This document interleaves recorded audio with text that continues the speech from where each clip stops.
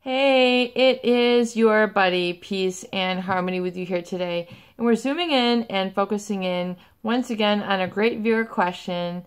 Thank you, my empowered harmonizers, for your great inquiries and your comments. Much love to all the empowered harmonizers. We're going to focus in on another great viewer question, and that is to understand really sort of narcissistic rage, aggression, and how they sabotage events, highlights, people's accomplishments, particularly around things like the holidays. And before we get started, I want to give a huge shout out to those of you who have recently donated to the channel, particularly a lovely viewer who has made repeated donations. Thank you so much for your contributions. It helps to keep the content in the channel alive and keep up the good work with all the great strides that you're making. I'm so pleased to hear that you're making breakthroughs in your awareness, your consciousness, and your behaviors. Thank you so much for your continued viewership, and much love to all the empowered harmonizers here today. So we're getting started now, and yes, you can donate if you believe in tithing and giving, up to 10%. It's kind of a religious philosophy of tithing, donating to charities in order to really sow seeds of kindness and prosperity in your life. Please feel free to use the channel here to donate. We have a PayPal donate now here button on the home channel. So thank you once again. And so let's get started and really dive into understanding why, how, and when would a narcissist or a psychopath trash, sabotage, ruin, destroy, make difficult in situations, events like the holidays, Christmas gatherings, Thanksgiving, weddings, showers, passing of a loved one, things when you should really be on your best behavior. You should be able to let your hair down, let it all out, give to the humanity, give a chance to surrender to the higher good, that which is bigger than you, celebrating your Christ figure, your wonder child, whoever it is at the center of your religion, or whatever that spirituality really means for you. It's the time to close, the year and begin anew. So it's a time for personal reflection, lessons learned, understanding and holding dear what is sacred and meaningful to you, and then growing in awareness what that really is. To me, that's really what the holidays are about. It's not just about giving the biggest gifts, having the right opinion, having the right cutlery, whatever it is that sometimes people get over aggressive or over tense, overstimulated, anxious about the holidays. Are they putting on their best show? Are they putting on their best shoes? Are they, putting on their best smile? All the different things. It's a lot of pressure and a lot of overwhelm. And especially for people who are narcissistic or psychopathic. This tends to be a feeding frenzy, an opportunity for them to sabotage the joy, happiness, and experience, input, and contribution of others. Why would this be so? We'll realize that the narcissist and the psychopath are not adept at having empathy for feelings for others, and so they really don't like to give credit where credit is due. This makes them very uncomfortable.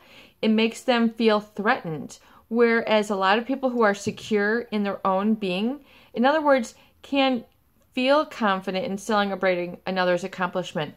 Congratulations on a great year. Congratulations on a job well done. Congratulations on the big sale you made. Congratulations on your promotion. Thank goodness you got into that college. Thank goodness you got that promotion.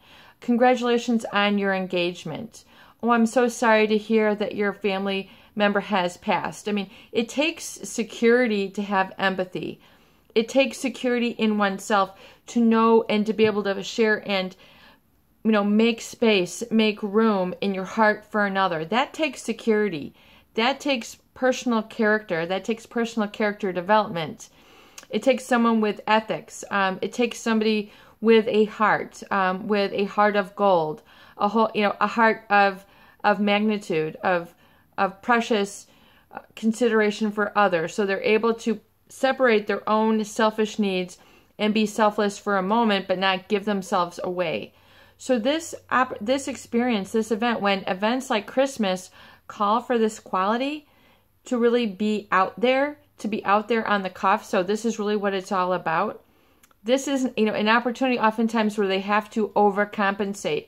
They have to conduct the smear campaign. They have to sabotage others. They have to hoard attention. They have to hoard the smiles. Their gifts have to be the best. Look how nice this is, and look how I'm your favorite family member. I'm your favorite, I'm your favorite daughter. I'm your favorite son. I'm your favorite this. They can't just be. It's a very uncomfortable situation for these people. So they will gain immediate significance, attention, and supply, narcissistic supply, in these opportunities by being either divisive, meaning, not giving credit where credit is due. Beautiful gift. Oh, how are you? Taking that opportunity to talk to people. That takes empathy. That takes guts to have social skills. And I know a lot of viewers have made great comments. They say these people are oftentimes very rude. They're nasty. They're naughty. They're lacking in social skills. Some people say, oh, this person has brain damage, or they're on the spectrum of autism or something like this, that they're just saying there's something askew and I'm paying the price. So that is the issue when others have to pay the price for their insecurity. You have to deal with their anxiety, their deep sighs, their yelling, their aggressiveness, the way that they're either so jittery or worked up. There are so many people who then become aggressive, narcissistic rage during this time of year when it has to be all about them. Pushing in line, they get very impatient. Cutting people off in traffic, getting hot under the collar, gunning their car, when there's only 50 yards to go. They're going to show the world who's boss, who owns the road. They are not good at sharing. They want to be front of the pack, head of the line. Number one, it is all about them. No matter who else is there, no matter what else, they can't just relax into it, because to do that, they would, get into that private self. You would have to tap into that metacognition, which is the private self, and develop and cultivate those social skills of being things like patient, holding the door for somebody, pouring somebody's water, filling somebody's plate, giving somebody attention to see what gifts they got and being genuinely happy for them, hearing what's new in their life. See, these all takes a secure person. And the codependent has basically become, and if you're in a relationship with a narcissist or a psychopath, then you're perhaps in that support role where you're having to be there for them, take care of them in their times of disease, taking care of, being there for them and dealing and covering up for their lies, being there for all the wrong reasons. You might find yourself in that codependent enabling situation where then you've had to basically overcompensate. You've had to shut down your own life purpose, your own needs, your own voice, your own positive attention. In other words, being able to receive in a very positive way. Oftentimes people who are in in-depth relationships with these people have difficulty receiving and feeling not guilty by receiving. In other words, they can't receive a compliment. They feel uncomfortable receiving a gift. They feel uncomfortable when people ask about them because maybe they haven't done things in their life that they've wanted to do because they've been taking care of another person. They've been living for another person. They've had to give in to another's needs time and time again. So they haven't really been able to do what they wanted to do. They haven't been able to follow their dreams.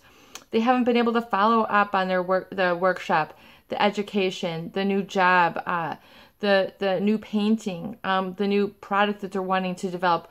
Whatever it is has been itching at you to get done.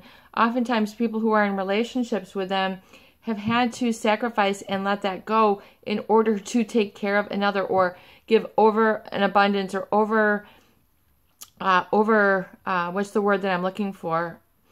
Over obligate themselves to another. In other words, yes, let me drop what I'm doing. Let me not go to the gym. Let me not do this. Let me not do my painting. Let me not do my new product so I can go and take care of you and do this and this and this. So again, people become exhausted around this time of year and they feel so empty, oftentimes that is because there's this whole different, explosion of values, of the narcissist needing this attention, you having to sacrifice, and you giving, and always feeling like you're not receiving enough. Oftentimes because people are so used to not being able to receive in a positive manner that they just give in to the narcissistic needs, and they are very unhappy. They are experiencing events where they are trashed. They do feel like the event is ruined. It's not fun. It's not comfortable because of these dynamics that occur when narcissistic or psychopathic individuals or influence are tainting very spiritual, very religious, very sacred, and very nostalgic events like we see around the holidays, where you should be able to experience and participate in your own authentic way. Don't give that up this year. Please. It is your buddy, Peace and Harmony, with you here today, and I hope that these videos do help. Please share and please subscribe for more great tools, videos, discussion, and support.